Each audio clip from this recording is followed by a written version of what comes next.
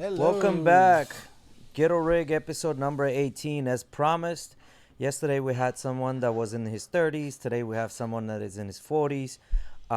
He's an entrepreneur as well, men of many talents. And last night, you guys gave me a hard time for telling too much about the person. So what I'm going to do is I'm going to let our guest introduce himself. So, Aussie, please go ahead. Hello, my name is Ozzy. Well, my friends call me Ozzy. I guess among friends here. My full name is Osivet Brito, and I have a business called Vitality Wellness Center. Tell us more about Vitality. What is it, Aussie? And if I had to describe it in two words, I say it's a recovery studio for. Uh, we have a collection of modalities that are basically geared towards reducing inflammation, which is at the root cause of most diseases nowadays. And also sports recovery, cellular regeneration, and biohacking. So we went over last time we talked, the last two times we talked actually, what the different modalities that you guys had. I heard you added a new one. What's the new one you guys added? Oh yeah, actually we have a new one we just added, and we have two more coming. The new one we added is the Pulse PEMF. It's a Pulse electromagnetic field therapy device. Mostly you find these uh, modality at chiropractor's office, osteopathic doctors, and things like that, places like that. But now we have it at Vitality, and we have a biocharger coming on. A biocharger is basically, in layman terms, it's a glorified Tesla coil, but it uses four different types of energy to recharge your body and make it run at its best, optimal performance. And the last thing we getting is called the Nano V. I'm really, really, really excited about the Nano V, which uses it vaporizes water, and it changes the water molecules into bioidentical water that's in your body to allow protein folding. Proteins are what do all the work in your body, and allows for protein folding and optimization. And it's a great recovery tool that normally high-end athletes use, like professional baseball players and things like that, use the device. And we're gonna have it at Vitality. So, uh, going to back to the first one that you guys recently just The got. Pulse BMF. You were telling me something about you stand there and you hold a light bulb and the light bulb will turn on. No, no, no. That's the biocharger. That's not there. That's gonna be there Okay. next week. Okay. It's Okay. on its way. I have a tracking number now. You have to try it No, out. I've been waiting for it. Yeah. And finally, it's coming next week. Okay. What Well, is? that's it's really really cool, and it creates it creates an energy field 6 feet around the device, and all you have to do is sit there, meditate, relax, admire it, and the whole time it's allowing your body to heal through holistic means. Okay. So the first one, have you tried it yet yourself? I have. The new one. Yes. What was your experience? I felt recharged, revitalized, peaceful, de-stressed. Especially, I had a long day that day. That was really tired, and I can't describe it to you. It's it felt great, and that night I had a great night of sleep. I had my biggest problem is sleeping, and I don't get enough hours of sleep, and and after I think it was a 20 minute session, I slept 7 hours. Most of my time, I track everything I do, and I measure everything. And I had about 28% of REM sleep that night. It was great. I was able to recover properly. So we have a question. How many volts So obviously the resident electrical engineer is asking how many volts. I do not know that answer because I haven't been trained on the device yet. I had an experience with it. I purchased a unit and I need to go through certification and training. I have not done that yet. That's actually a pretty good segue with the training. So, hey guys, while you're there, please go ahead, hit that like button and subscribe and share and all that good stuff. I'm not gonna bother you, but I'll move it up. the segue is, should we tell him? Should we tell him the surprise about Saturday or just wait? Oh, Saturday. Yeah, Well, should we are tell him that or wait? Wait until we get like 10 likes or something like that. What do you mean surprise for Saturday? I'm lost. Oh, yeah, you this don't know the surprise about Saturday, so I guess So I'm the the surprise only is a one that knows surprise about for the everyone. Saturday. Yeah. So, hey guys, I'll reveal something to you. If you go ahead and like it, I kind of want to get 10 likes at the very minimum on this We have stream. 8 people. We have 8 people. I know more are going to be joining, so let's get 10 likes, guys. So if each one of you hit the like button, we'll let you know what the surprise is. All right. With that being said, Ozzy, so tell me a little more. How did you get to be where you are today? Whew. Because I know some of the viewers already know the life story of Ozzy. Yeah, but how long do I go back? Well, I started off as a toddler. Came from my mama. Yeah. I was born of a C-section. I don't know. So where were you born? Let's start with that. I was born in 1975 in the Dominican Republic. All right. So Do you remember those commercials where they show little kids going hungry, flies around their heads? It's like, feed the child, only $2 a day. Can feed this child. I was one of those kids. in those commercials? Not in the commercial, but essentially I had a sponsor that would send money in. I would get a letter from him. I had to write him Christmas cards and things like Oh shit! So you're actually one of those that. kids? Yes, I was. Oh no Yeah, kidding! Yeah, he wasn't in the commercial like he said, but he was. What would they send you? Like bag of rice and shit? No, man, they just pay for my school. Okay. I went to, oddly enough, I went to a private school because of this man. Okay. I didn't go to a public school. Oh, it was just one guy that was doing Yeah, it. it was. Have you ever met this person? I did not. He was Mormon from Utah. No kidding. Yeah, his name was Randy. So next trip, Utah. They got a nice ski lodge there. We can make it in I wintertime. have Go a see if we picture can of find him. Randy. I have a picture of him. He was a really nice guy. Oh, you still have the picture? My mother does. Yeah. That's cool. We My can whole go meet family. this guy. Yeah, right. Why not? You know? Yeah, pulled up in the R8. Hey, what's up? Orale, chale. All right. So you're Dominican Republic. So how old were you when you came to the United States? I was 14 years of age. 14 years old. So you were a teenager, like right dead smack in the Yeah, middle of it. Yeah, yeah. I had to repeat the 9th grade. Even I didn't speak any English, and I was ahead of my class, and I never did a 3rd grade. I went from 2nd grade to 4th grade. I was so ahead, and but then when I came to the United States, I had to do the 9th grade again. So it kind of balanced. That actually happened to me when I came to United States, and when I applied to the college, and then they give you this placement test because you're from a different school. So when I took the placement test, I scored really, really high on all the sciences. I scored it above the college level algebra, above college level math, all of that stuff. However, my English was scored at an intermediate ESL level. My English not very good looking. Yeah, he definitely wasn't very good looking. So I told him, I said, listen, why don't you let me take the math classes because it's easy stuff. Like, no, we can't do it. So I had to spend 2 years going through the ESL program because it was intermediate, advanced, and then advanced 2.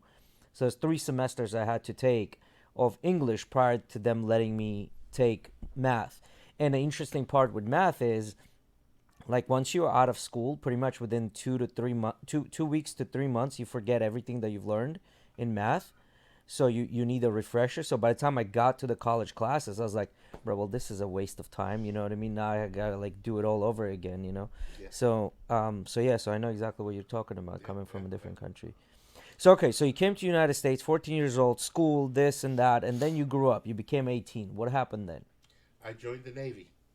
How was that? Oh man, I it bet you was got some stories about that. awesome experience. Awesome. Yeah, I got a lot of stories. Cannot say any of them in front of my wife.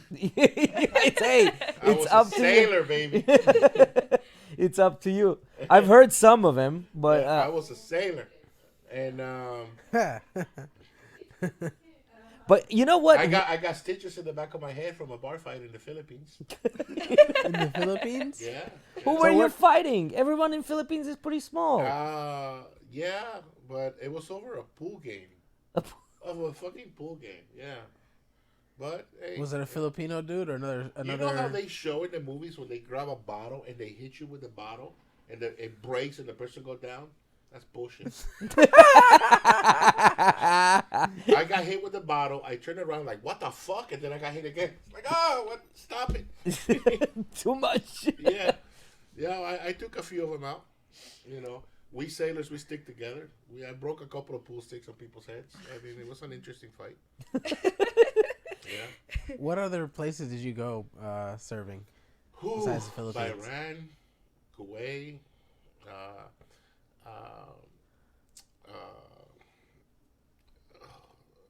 it's the place everybody wants to freaking go. It was mostly a Southeast Asia trip. Thailand, Singapore. Singapore is a very nice city. It's beautiful. And Dubai, before they built the palm trees, the palm tree islands. Yeah. Dubai was not what it is today. Back in the early '90s. It was like desert, huh? Like just it kind was of all plain. desert, Yeah. That's crazy. Now I know you told me a story about you trying to rent a boat just to get bad on a boat. Oh yeah, yeah. I was in Japan. I didn't rent a boat. I was we partying every port, Every good baby. story starts with, well, I was. every there's a party in every port. In Japan you cannot pull into the harbor. It's not deep enough for Yeah. naval ships. So they dock out and then you So like, we use something called the Liberty boat, yeah. and we took the Liberty boat into the city. We went partying, and I couldn't get back to the ship that night, so I stayed in a little hotel, which is basically, it's not a hotel. It's a coffin in a wall, you know, and it's basically your room. You're in there. You got a little TV, little AC, little thing. It's just a little hall. Little pod. Oh yeah, little pod. I slept through my hangover, and when I woke up, I realized how late it was, and I missed the last boat going back to the ship. And a good Samaritan gave me a ride, and we were back to the boat. The captain was not very happy with me, that's for sure. So how did you get on it? Did it throw like a ladder down where you had to climb up? A rope, a rope ladder. Rope ladder. Yeah. So you had to climb up on a rope ladder or Yeah. hung over Yeah, but it was on the aft of the boat, so it was not that big of a deal. on what over the boat? The back part of the ship. And on a ship, what were your duties? What were you doing on a ship? I was an operations specialist. But you also like, so tell me more because I don't know much about. Yeah, you say that as gibberish You to know us. how they show captains on the ship, like on the bridge, you know, telling people what to do? That's not how it works. The captain is not on the bridge. The captain is in an area called CIC, Combat Information Center.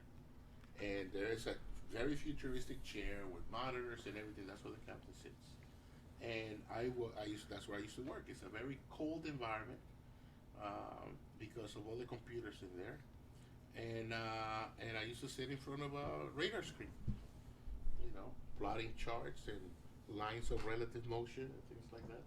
Because on a ship, there's nothing to go by. You have to, you know, there's something we call a mobility board, and you plot where the ships are, where everything is at all times. But you also you were I'm a good navigator. I never get lost. you also got to be a captain of like a, I don't know captain, but like you were driving not driving, you're boating with a 300-foot boat or something like that. No. It was a 322-foot destroyer, the USS Oldendorf, DD 972. Mm-hmm. And I got to steer the ship. I was That's not cool. captain. Yeah, I got a funny story about that too. Yeah, go ahead. Oh, all right. So when you out to sea, you do something called port and starboard watches. You work 4 hours and then you're off 4 hours, and you work 4 hours and you're off 4 hours. You don't get much sleep, Mm-hmm. right? And I can't believe it was 6 hours or 4 hours. I can't recall right now, but the I was on watch, not on watch. I was on the bridge steering the ship, and they tell you, you know, head 370 degrees, whatever. And I was falling asleep, and I actually fell asleep standing up for a long time, and the boat was drifting, and nobody caught it. We were way off course. The only thing I can see was a red flashlight in my face. The officer of the deck, Brino! Well, sorry. We were like miles where we were supposed to be at. Sorry, you just almost reenacted Titanic there. Yeah, I almost turned that bitch into the Titanic. No way. Yeah. So okay, so you were in the Navy, and when you got out of the Navy, I became a beach bum. beach bum. Oh yeah, I spent a few years just drum circles, LSD, peyote, mushrooms. Yeah. That was in It's California. like for real Yeah, beach I bum. stayed when I got out of the Navy. I was stationed out of 32nd Street Naval Station. I just stayed out there. I went to live in Ocean Beach. I am a felon today because of those days. Well, I got busted for felony cultivation. I had 25 marijuana plants in my room. Yeah, it's legal over there now. I'm trying to fight this shit. It's so stupid, But hey, it's what it is. But so the problem with that is, I remember you were telling me that everything is in paper. So even if you have a lawyer, There's going no digging It's this, so hard to get any records back from those days, man. It was years ago. Nothing was digital. and California is not really friendly when it comes to it, I'm guessing. California. I call it Californication. So you were in Cali, and then so beach bum days. Any stories about the beach bum days? Any funny ones, or any ones that you're like, He holy had shit? 25 plants. You think he wants to tell the stories of those days? Well, hey, I what's don't the remember hey, much. statute of limitation is way over, so we're good now. I don't remember much about those days. I used to smoke about an ounce of weed a day. An ounce of weed a day? That was, yeah. I don't remember much about it. For the I people used that to don't know serve- what that is, can you please explain to me how much If you is got a ounce? sandwich bag, it's about 4 fingers. A little sandwich baggie, Like a Ziploc Ziploc bag. 4 fingers in the bag. So how many blunts would that be? 28 I to never used to 28. smoke blunts, homie. Fuck that. Nothing but glass for me. Yeah. So 20 to 25. So it's like basically a pack of cigarettes, but Yeah. just weed every Yeah. day. Well, it was bong hits. I used to have an alien head bong. You eat out of a bong I or don't. ounce? I truly did enjoy marijuana in those days. I stopped smoking not because I wanted to, but weed was done with me. I started getting paranoid and panic attacks, and I said, "Fuck it, I'm done." So tell me the stories. Remember you were telling me that, in your house, one day you just kind of like looked around and there were just people, like out of nowhere. Yeah. I used to live at 5118 West Point Loma Boulevard. It's in San Diego, Ocean Beach. And the back of my house was basically Dog's Beach. It was a beach. And we had a bonfire in the back. We had a couple couches. And one day I just realized, it's like, who are these people in my house? Like, I didn't know anybody, Oh, White House. No, it's Mr. Dyer. I'm going to take this call. This is cool guy. Hello, Mr. Dyer. It's actually the Órale, guy that carnal. installed his cryotherapy We machine. had him on. Yeah, 5 minutes. Yeah, we had in him the cryo, on. baby. Second time. And he's proud of it because today he spent 5 minutes. I'm gonna have him tell the story Yeah, about It that. was Brian, hot we when had he him came on. in. Remember the Yeah. who came on for the day Yeah, we did it? Brian came over. Yeah, it was the guy with the It was spiky hair. He probably was sitting in the 111, middle and 110 when I talking. went in. Yeah. He's extra man. proud of his accomplishments. Yeah, I know. He just wanted to We're flaunt his good. 5 I'm minutes. actually live on the GhettoRig pod right now. Yeah, man. Yeah, these guys rock. Hell yeah. Brian said you guys rock. Thanks, Brian. All When we're out there, tell him when we're out there in California, I'm bringing a right, brother. makeshift. I'll talk to you. Bye. Keep it cold, baby. Chilling out.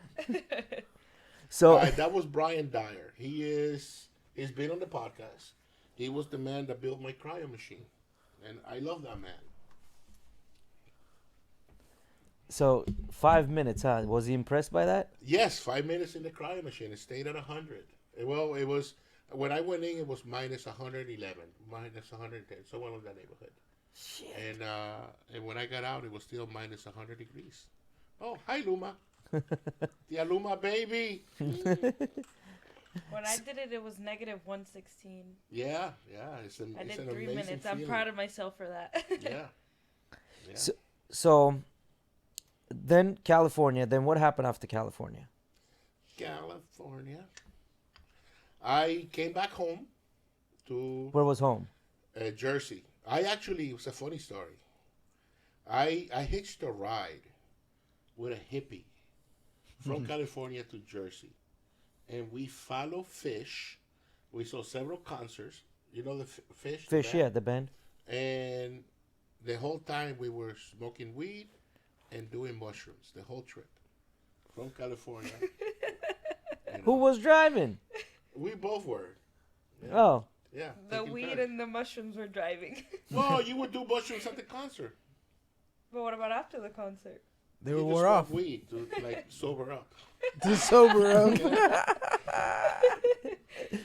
That's the best so you way to drove sober with up. him to New Jersey. Yes, and it took us close to 2 weeks. We were following Fish around, and I got dropped off, and I had a couple of weeks to think about what I was going to do with my life. I went to real estate school.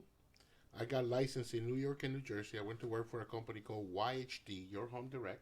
It was an internet-based real estate company, home of the 2% commission, Hmm. or 2% or 3%, something like that. And That was their sales pitch. Home of the 2% commission. yeah, exactly. It was the homeowner would show the home. We weren't listed in the MLS. We were listed in our own site and sell the home. And I used to drive around in a PT Cruiser, purple PT Cruiser. How'd you fit in there? It's a PT Cruiser, man. It's a comfortable ride. The shittiest car ever built after the Neon, but, you know. And shortly after that, that was right around 9/11. So we're talking at this time you were about 25, 28, 2001, 26. 26. Yeah, I was. My fucked up days it was 20 to 25. So let me ask you It was about the 5 years. fucked up days. You know, you smoked that much weed and did all this mushrooms. All that costs money. How did you get the money? Or I mean, if you want to talk about it, you can. Jesus Christ. The plot thickens. Entrepreneurship, baby. Entrepreneurship. So your days But listen, of entrepreneurship even in high started. School, even in high school, you know what I used to do in high school Huh? for money? I was the only person. I was the only man, the only kid in high school that had a car since I was in 9th grade, and I was the only. I think This was 92, 91, 92. I had a cell phone. I had a Motorola flip phone with a slim battery. So, Papa, I was cutting edge.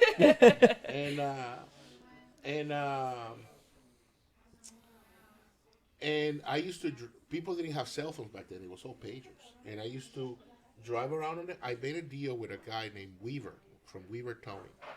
And every time I found somebody broken down on the side of the road, I would call him I would pull up. Hey, do you need assistance? By the way, I used to carry gas. I used to carry a jack. I used to carry patches and plugs for repair for patching tires, and tools. If somebody needed a radiator hose or something, I would fix it right on the side of the highway. And if they needed to be towed, then I would get $20 from Weaver Towing for every call that I made. I used to make like $100, $150 a day just in a couple of hours. And that's we're talking about in the 90s. Yeah, man. $120 a day for a 15, 16, 17 year. 17-year-old kid. That's Hell like yeah. 350 now. Talk about, dude, I used to eat McDonald's every day, baby. Every day. Even large. Yeah.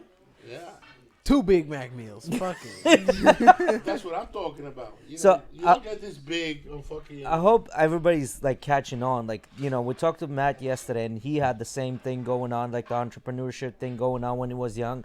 You were doing the same thing when you were younger. I haven't really worked for anybody besides the real estate gig, and you're kind of like a self-employed, and then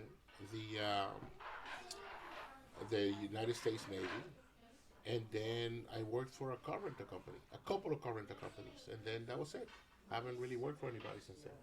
So let's fast forward back to the real estate. So you were doing the real estate. How long did you do that for? 3 years. And I'm sure you were successful at that. Give I or had take. to get a part-time job renting cars. That's where I met my wife. Oh, okay. Yeah. But then shortly after that, I opened up a repair shop. It was called BP Quick Loop. It was a BP gas station. We had a Quick Loop in there, and and I ran that place, made it very successful, sold it in 2006, and moved to Florida because I got tired of shoveling snow. Yeah. So in A real 2006. story, man. We came out here in 2005 on vacation to meet my future wife's mother, and the weather up here was unbelievable. It was amazing weather. I came in the fall, I think it was. Great weather. You know, we were cold over there. Here, everybody's on tank tops and flip flops. It was like, what the fuck we doing over there? Let's come down here. And the following summer we moved, and it was a bittersweet reality. When I walked out of the house at 7 a.m. in the morning, and I started sweating like I've never sweat before. It was ridiculous how hot it was. And, you know, People don't. You got good AC, you'll be okay, I right? feel like some people don't understand when we tell them that the Florida heat is different. It's the humidity. That's what everybody says. It's the humidity. It's different. Yeah, and it's also the bugs and the mosquitoes. And you're sticky. And No, the Florida heat is a little bit different. When I was in not Arkansas, but state close to Aussie anyway. Titan? You see that big dog on the right? I already did. There you go. So it doesn't keep falling on you. I was in Arizona. We took a trip to Arizona during summer, and at that time there was 110 degrees heat, and they were coming out and saying, "Hey, listen, watch out for the heat."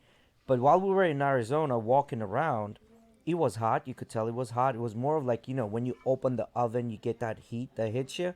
It was that type of a heat, but you weren't really sweating. Like, it almost like you would sweat and your sweat would just immediately evaporate. It was just so dry. The weather conditions were so dry that you were not really sweating, right? So heat in Florida is a little bit different. I do agree with that. But yeah, it's super hot. A lot of people don't get it, and they're like, "Well, my bones hurt up north." Listen, the minute you come down here, your blood is thick. Like, there's gonna be an acclimation process throughout that. So you moved to Florida, and then what? I got a house in Riverview, a couple of acres, and I started hustling cars. Just buying cars, Tampa Machinery Auction, from Craigslist ads, that was in 2006. Craigslist was still around. And We still use Craigslist now. Yeah, but no Sorry? one uses it though. No, My no. Yeah. brother uses Yeah? it. Yeah, People still use it a lot, yeah. who? My brother. People To find birds. and what's To his find face? what? Birds. Oh, I Randy get still it. uses it to post ads for working. Yeah. Yeah, I think my brother does. I too, bought but- Nala on there only 3 years ago. Mm-hmm. But it's not what it used to be. Because back in the day, you wanted to buy something secondhand, that was Craigslist. Right now, Yeah. it's Facebook Craigslist Marketplace. Killed, if you think about it, it killed the newspaper ads. It did. Yeah. So talking about this, so when I was graduating in Lithuania, you had to take 12th grade final exams, right? And one of the exams was a mandatory second language. And I chose English. It is what it is. And the subject I chose was about CDs, right? And back then I said, listen, CDs are going to be the future, in the next couple of years. Books are going to go on CDs. Music is going to go on CDs and stuff like that. My teacher that reviewed my essay laughed at me because they thought that I'm Take like, this like never going out of yeah, style. yeah. They laughed at me by saying like, this is never gonna happen. Like, you watch too many futuristic movies. Fast forward now, we're at the newspapers. I got my No Sony one. mini disc. That's the future. Yeah, yeah. Now So we're even past CDs though. Like I mean, I know people still use them, but barely. Like most laptops Your nowadays brother don't uses even it, come right? with listen, let me tell you about the CDs. So my aunt at that You- time was already in the United States. You'll be believed by the amount of people who still use CDs. Though. Yeah, they do. No, I know, They do. but So my aunt was in. Hold on. Let Go me ahead. get this gem. I got this song. Just hold on. Yeah. I got you. Yeah, Yeah, yeah. yeah. You gotta Everybody hear has this a, song. yeah. So my aunt was still in the United States. We're still in Lithuania. When she came to visit us, as a present she brought over a Sony Walkman CD player. Yeah, Spender. yeah. So, and the cool part about this Sony Walkman was it was the updated version which had an anti-skip on it. So when that thing was turned on, it would use a little more batteries, but it would not skip as you played the music. So I was the coolest kid because, like, you know, I could just like do whatever with it and it would still keep playing, you know. You So used to carry your car radio when you got out of the car. You remember those days? yes, yes. So that was really big in Lithuania. Again, a lot of people would break the window and take the car stereos I out. used to walk around with your radio like it's a purse. Yeah.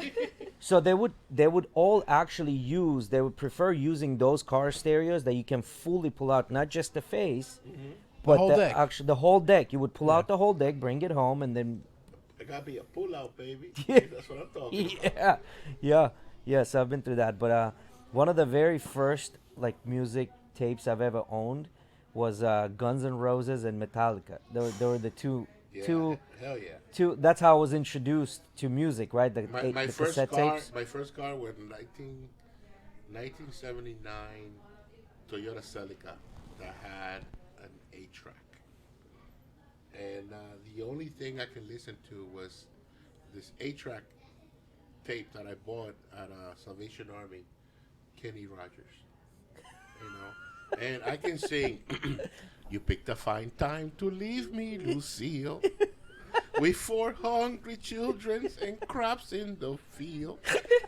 I had some bad times, lived through some sad times, but this time the hurting won't heal.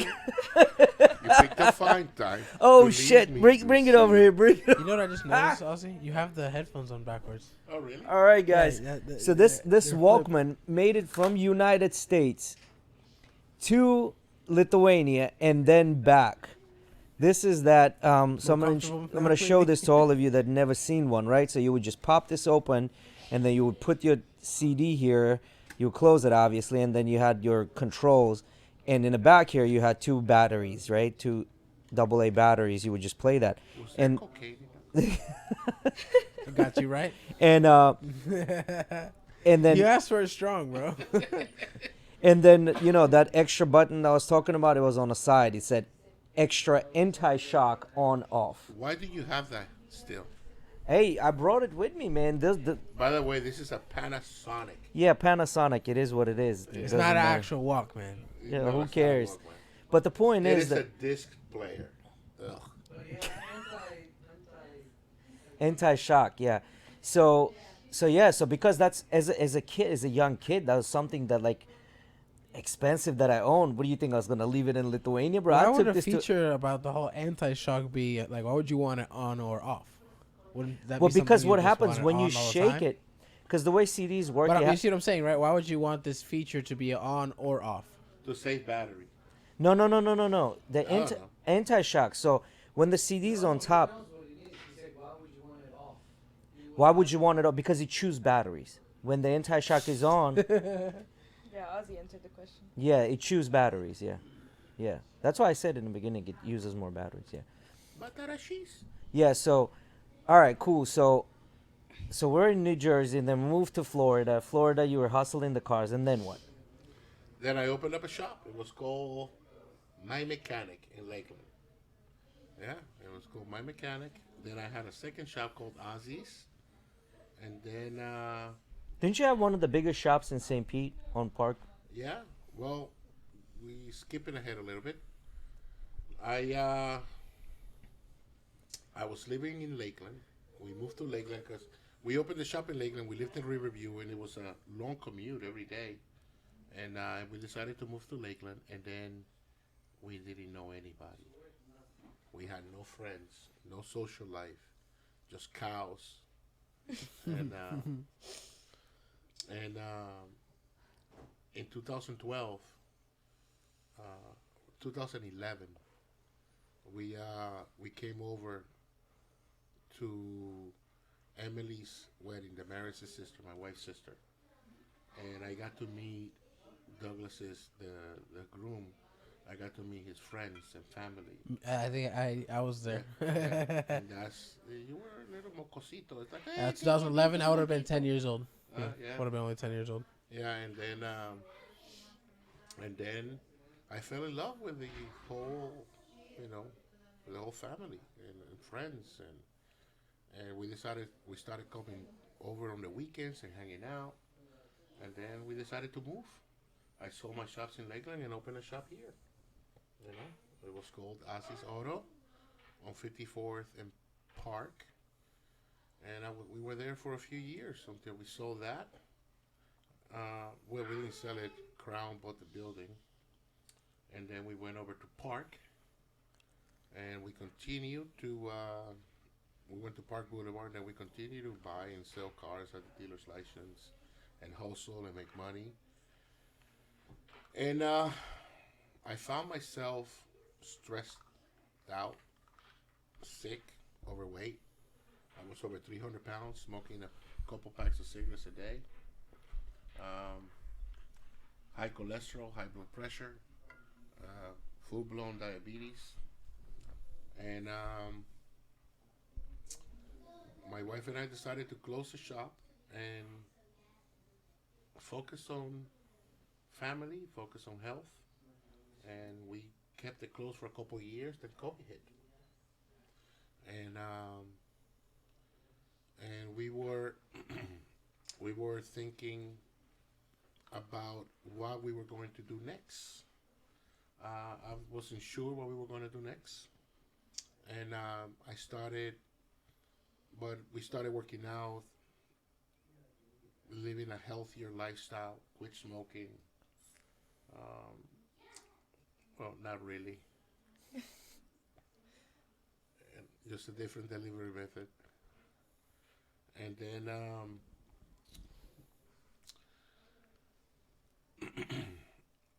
You started doing I jujitsu started as well, training right? jujitsu Yeah.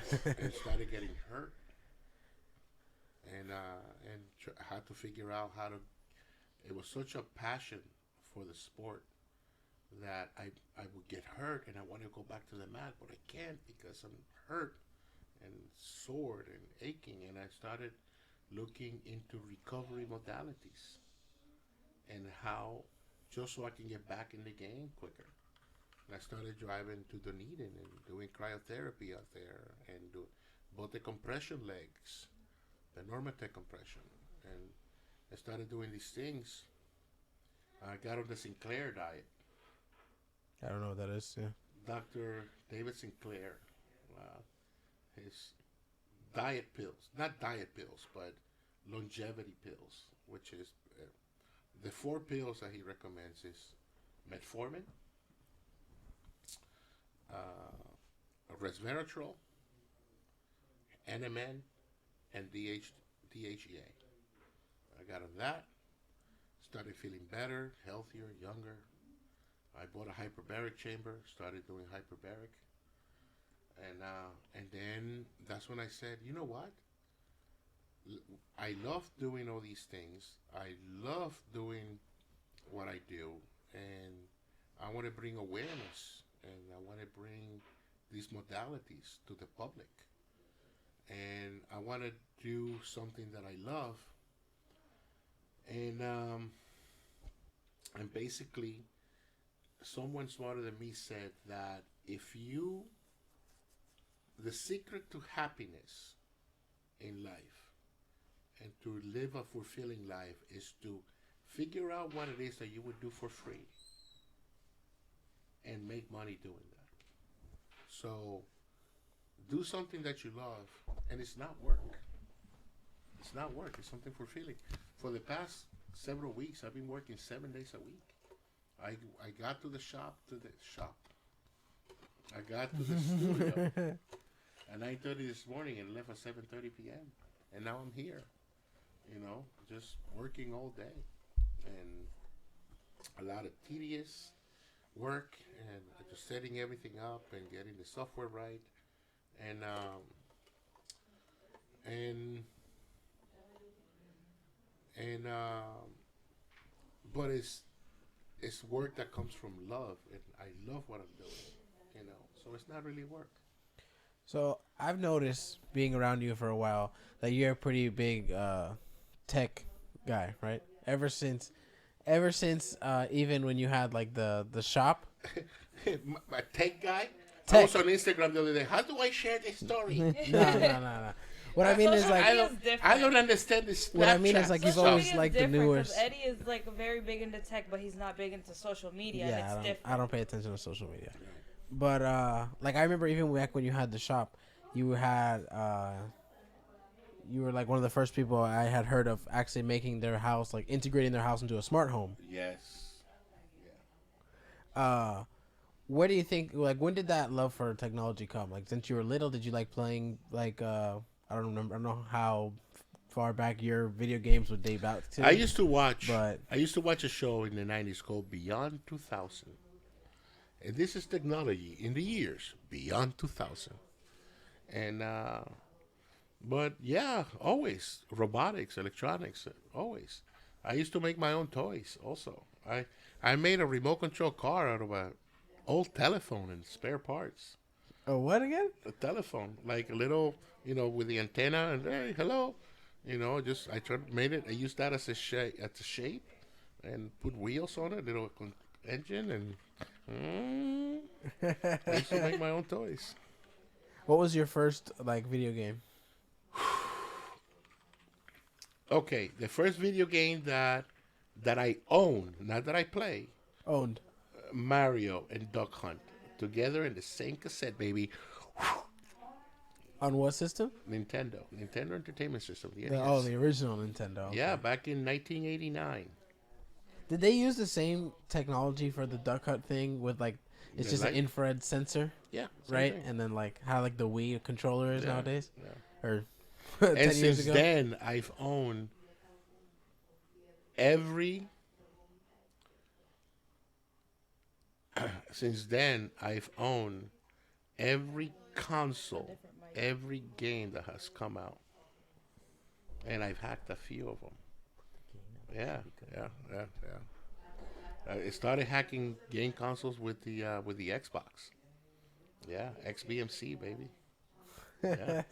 I think I actually remember that you said something about on a drive you had got someone to get like thousands of games for but you didn't only do that for the Xbox. It's for the Wii also. Yeah, for the Yeah, Wii you had yeah. done that too. Right now, I have a Megacade, over 70,000 video games in one console. 70,000. Yeah, everything from the very first video game all the way up to the PS2. Did you ever have to deal with the blowing on the cartridges? He's 21. He don't know what the fuck that is. 23? Wow, he's gonna make assumptions. Even I know, and I'm younger. Don't than even let him. me. I had to do that. Yeah. Blowing I mean, it cartridges? wasn't my system, but I had to do it. I grew up. Yeah. I So had to do that too. my best friend growing up, Rodolfo, he had 3 older brothers, and we played Nintendo 64 and Super Nintendo. growing up. Right on. So- Right on. Even I on the remember DS, playing- you still had to blow on it sometimes. That's what I'm the little saying, small yeah. ones. Yeah, exactly. Then they came along like the handheld DSs that they had the little Yeah. cartridges that we would blow on if it got dusty or whatever. Bruh, so when I've got my I used to have the Nintendo glove, baby. Nintendo glove. Yeah, it was a controller. It was a glove. Oh wow. Yeah, I man. don't remember that. Yeah. So, back in the day, these games, you all seen the movie Prince of Persia? Oh, when the video game came out? Yeah, when the Hell video yeah. game, it came out Movie on a sucked, but cartridge. the video game was awesome. Yeah, so the way the game was set up, because back in the days, games were hard, bro. Like, if you died, there was no coming back from Yeah. it. Like, you had to start the whole game from the beginning. And I think I miss you too. Yeah, Prince of Persia. That's Billy. Mm-hmm. The Prince of Persia. Um, so so this game had, I think, 60 chapters or something like that, and you had to go jump through these things. What Jump system through. was this in? Xbox 360? No, so this is I'm talking about now. Again, back I'm in Lithuania. Xbox 360, Nintendos. Those things were too expensive, so we were buying the Chinese knockoff versions of Nintendo. That had these yellow cartridges, and each cartridge in the beginning had only one game on it, right? So this Prince of Persia, myself, my brother, and my uncle, he would come from work, and all three of us would sit down and play the Prince of Persia, trying to beat the game. So we must have played this game for a month, whole month. That's all we were doing, playing Prince of Persia, because you get only 3 lives, you cannot get more than that, and if the 3 lives expire, you're done, right, at any time. So we played this game. All We right. finally. I have. I'm sorry to interrupt. I have to. I can donate on Patreon to buy better mic stands. What the fuck is this? It's leaning over. Yeah, I'll fix it. What are you trying to do? Just It let keeps stay falling. still. There you go. There you go. Perfect. That should be better. If it eases of her pain, let her go. Let her walk right out on me. And if the sun comes up tomorrow, Well, they were saying that they couldn't hear him. let her see. Yeah, that's way too high. Every The time thing is every that you P guys have the noise is different closer. mics, so in comparison to you two, he doesn't sound as clear. That's what I was trying to tell you. I know, but people were saying they No, I couldn't know, I hear him, know, so I I saw bumped that. it up. Yeah. Anyway, so Prince of Persia, finally, we got to the last, and you only had 1 hour to finish the entire game, right? So the game, it just kind of continued at 1 hour mark. So we had 2 minutes left, and in this 2 minutes, we had to finish the entire stage. And we finished the entire stage, and we're waiting for like the fanfares and fireworks This and all sounds this. like a ghetto rig. Oh, it was. It was, Doesn't bro. sound like. So we get to the back, win the game. At the very end, you open the door. He walks in this room. There's a girl standing there. She comes up to him, kisses him, and goes, "Game over." We're like, toss the controller out the window. Like all this month, all this like crazy, Work for yeah. that. And then after that, what they start doing, the technology became better, and those cartridges would have. It started with 2 games, 3 games, 10 games, and then went to 50, 60, 70 games. So we had those cartridges, but yeah. So going back to Vitality. Hey guys, one thing here. I'm just gonna double check real quick here on where we at. So For the Saturday announcement. yeah, for the Saturday announcement. So we have so far 17 people watching, and we have 10 likes, as promised. Once we get to 10 likes, so guys, go ahead and like and subscribe and do all that good stuff. You know how it works. But here's the surprise. So this Saturday, actually, I'm gonna let you tell them. Okay. So, as part of our plan to build a community and to build a, yeah, that's the word. We're gonna build a community around this, around this place. We're gonna be doing free monthly workshops. This Saturday at 1:00, we have our first workshop put together. It is an anti-inflammation workshop. Inflammation is at the root of every disease out there, and it's totally preventable and reversible. So if you want to learn more about inflammation and how to deal with it and how to get rid of it, and see what how modalities can help you reduce inflammation and live a better life, then come on down. GhettoRig Pod will be live at Yep. 1:00 on Saturday at Vitality Wellness Center, filming the workshop. So if you cannot attend live, you're more than welcome to watch live on YouTube. Yep. You guys can watch it live on YouTube if you're far away. But if you are within the area, if you are within this entire area of St. Pete, Tampa, Clearwater, Largo, come down to Vitality. You get to be part of this workshop, and then at the same time get to check out this beautiful place Aussie built with all the modalities, all the cryo, and you know, you've seen the videos of hot and cold This thing plunges. looks like you're walking, like when you walk through his place and you pick a peek in every door. It's like you walk into like 10 years from now. Like, Yeah. like a doctor's office 10 years from now. That's Yeah, what you think. exactly. That's Super what it looks futuristic. like. It's all about empowering you to live a healthier life.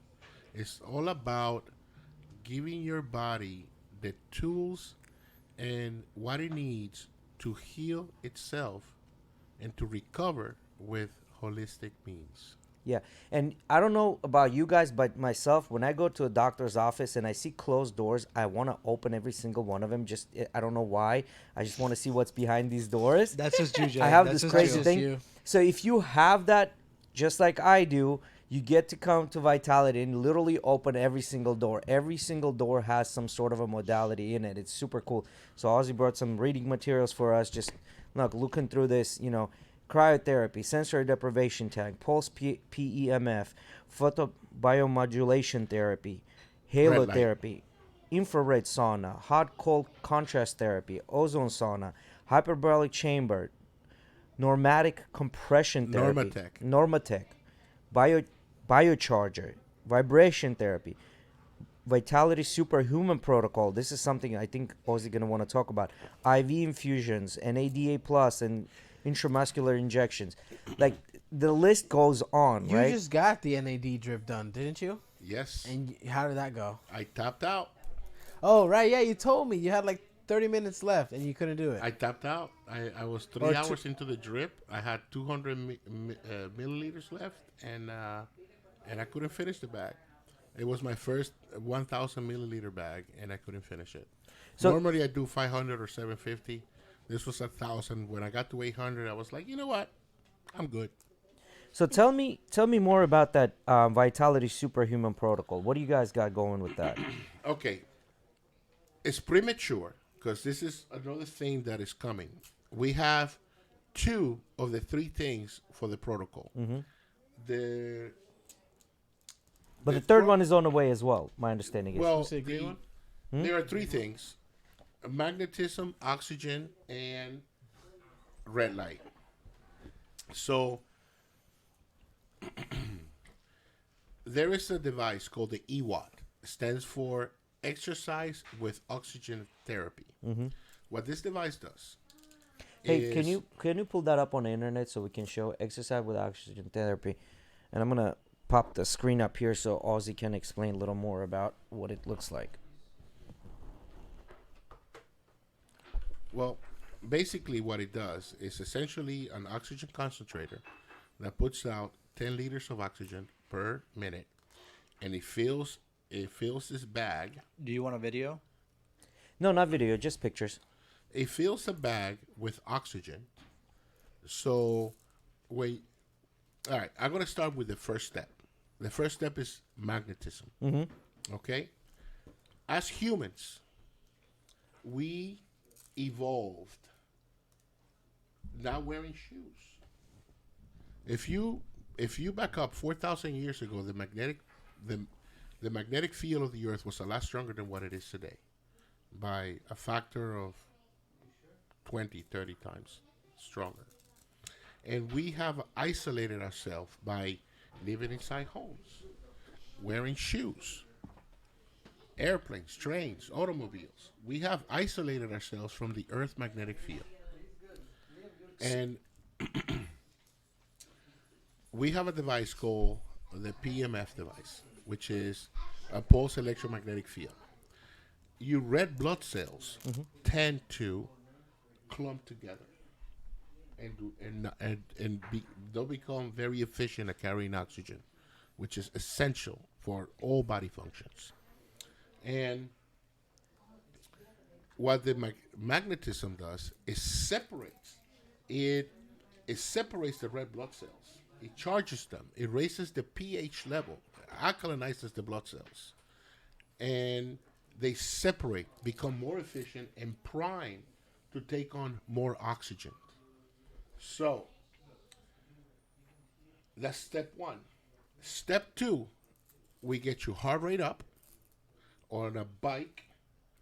So you do several sprints on a bike, get your heart rate up to 130, 140, and you start breathing essentially up to 900 liters of oxygen per minute. Shit, that's a lot. Exactly. So you're going to take in all this oxygen, billions of molecules, into your body, and it's going to expand your capillaries, your veins, everything's going to expand them and get oxygen everywhere in your body, everywhere where it needs to go. This fights inflammation. If you put a tourniquet around your arm, what happens? Yeah, When yeah. you cut up the blood to your arm, it's going to start swelling up with inflammation, right?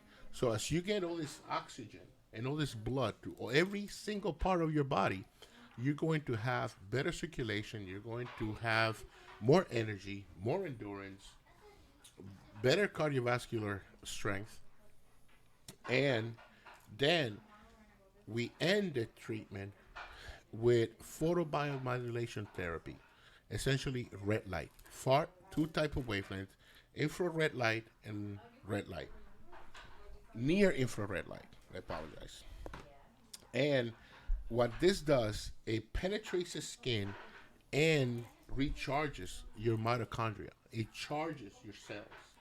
And this gives you the energy that is required to recover, to do many things in life. Just it's called the Superhuman protocol because you will be a superhuman. Nice. I want to do that. I want to be super. 100%. Unfortunately, it won't be ready this Saturday. It's That's going to fine. be ready probably in the next couple of weeks. That's We fine. have two other things. We don't have the EWAS system yet, but we have the red light and we have the pulse PMF. We do have oxygen concentrators where you can breathe oxygen while you're doing PMF. You can stack the two together this way, but essentially to be superhuman, you need a lot more oxygen than that, and the effects will last you upwards of 72 hours. Nice. So you can do this every couple of weeks as part of your day or your exercise routine, and you're gonna get so much more accomplished, and you're gonna feel so much better. No, go ahead. I remember you had the hyperbaric chamber in your. Hyperbaric is also great, but this thing is 10 times. Yeah, I better know, but than I remember hyperbaric. I'm asking because I know it's related to oxygen, right? Like Yes, intaking the oxygen. hyperbaric chamber, what it does, it puts you down. Basically, it puts you down under pressure, simulating about 40 feet underwater, 40, 45 feet underwater. And you breathe in 95% pure oxygen. And this pressure allows your blood to get saturated with oxygen. The whole treatment takes about an hour and a half. You need 15 minutes to pressurize the chamber. You need 15 minutes to depressurize it. You cannot just come out of a pressurized system. And you need an hour treatment. So you're in this claustrophobic chamber for an hour and a half. When you can do 10 minutes in the pulse BMF, you do 10 minutes on the bike, and you do 10 minutes on the red light, and you're golden. 30-minute exercise, a couple times a week. And you're intaking a lot more. A lot more oxygen. So, and Oxygen is a drug, let me tell you. You're going to feel amazing. That's what I wanted to ask, really, about. It's amazing. Because I know you have the hyperbaric chamber. Yes. Hyperbaric chamber is great. It's the only modality medically proven to lengthen your telomeres. Telomeres are proteins that they cover your DNA. bind your DNA. It's at the end of your DNA. Every time your cell divides, the telomeres get a little bit shorter. So what happens is your DNA replicates itself into another cell, but when that happens, the telomeres are the end caps. Think of them as like little. Think of your DNA as the bottle, and telomere is the cap on top of the bottle, right? So what happens every time they divide, the telomeres get shorter. The shorter they get, once they get super short, those cells either die or they can turn bad as well, right? So what that does, from my understanding, is it actually does not allow or for your telomeres to get shorter and shorter. Well, what happens is, Or once the telomeres go down to a critical level, the cell cannot replicate anymore. The cell cannot divide, and it becomes a senescent cell. And that's when you age and you die. The hyperbaric chamber, there's a protocol, is 60 sessions over a 90-day period. And you can lengthen your telomeres and decrease your age up to 20 years. nice. Your biological age. So now let's talk about the good part, which I'm super actually excited about. So you know how we're talking about all these modalities and things like that, and I'm sure viewers at home immediately thinking about, oh my God, how much this is gonna cost. But here's the cool part. Ozzy decided. Well, I'm gonna let you talk about it. Okay, well, I started looking at what everybody else was doing, and they're treating it like a business, and I get it. I want to get more people well than yes, it's business. It's a business. It needs to make money, or it's just gonna go away. But we figure out a price point that is going to allow people to use more modalities and recover and get healthier and feel good at a price point that is very, very comfortable. We My motto or my philosophy is that recovery should be as easy, accessible, and affordable as training. So I priced it a single a single session, $30. Great price. Mm-hmm. But if you become a member, right now we have a founding membership that is only $60 a month. It gives you 4 sessions a month, so you can come every week. And essentially bringing down these services to $15. Hyperbaric's oxygen chamber, one of our largest competitors, is $89 for a single session. Okay? We have a float device. The average 30-minute float is $60. You know? So basically, an average halotherapy session, again, $60 to $80. Halotherapy. Which one is that one? Halotherapy. Halo is the Greek word for salt. So it's the salt room, salt cave. Sounds fine. So basically, you get to It's too close, actually. inhale salt. You sit in this room, medical grade salt, which is 99.99% pure sodium chloride, gets vaporized and pushed into the air by a machine, and you get it on your body, you get it on your skin, you breathe it in, it gets into your lungs, and it's especially helpful for people with asthma, with respiratory problems. And it cleans out your lungs, cleans out your mucus, your sinus, cleans out everything. It's great. I used to be the guy that used to carry an Afrin bottle everywhere I went. I don't need it anymore. Yeah, it's amazing. Since Oh, I've it is tried it, amazing. I've noticed a big difference. Oh, yes, So absolutely. just to give you an idea, guys, what it does, you know, when you go into the ocean and you accidentally dive in and water gets in your nose and then you have all this drainage coming down from your nose, essentially what it does, it replicates that, but without that uncomfortable feeling of water going into By the into way, to replicate all the modalities that we have, all you gotta do is go to the beach, walk barefooted, get the sun, get the salt in the air, get the feet on the ground, feel the magnetic pulse of the I earth remember growing up flowing through your body. You just get outside. That's the problem. We don't. 40-hour work week. And then what do we do when we came home? We sit in front of Netflix and chill. And this is why the modalities are this is why Vitality is so convenient. Is because you don't have to go out of your way to go to the gym. To the beach. You go to the gym. After the gym, you stop at Vitality. You spend 30 minutes and you're done. Versus going to the gym, driving 30 minutes to the beach, coming back home another 30 minutes. Now your day's gone. Now you got to go to sleep. So Vitality is super convenient. Basically, concentrate everything you need in one place. You get it all done and you get out. And as he said, you know, at the basic entry level right now at $60, I think it's a great deal. You know what I mean? Because if you think about it. By the way, you don't have to sign up. We also have credit packs. Mm-hmm.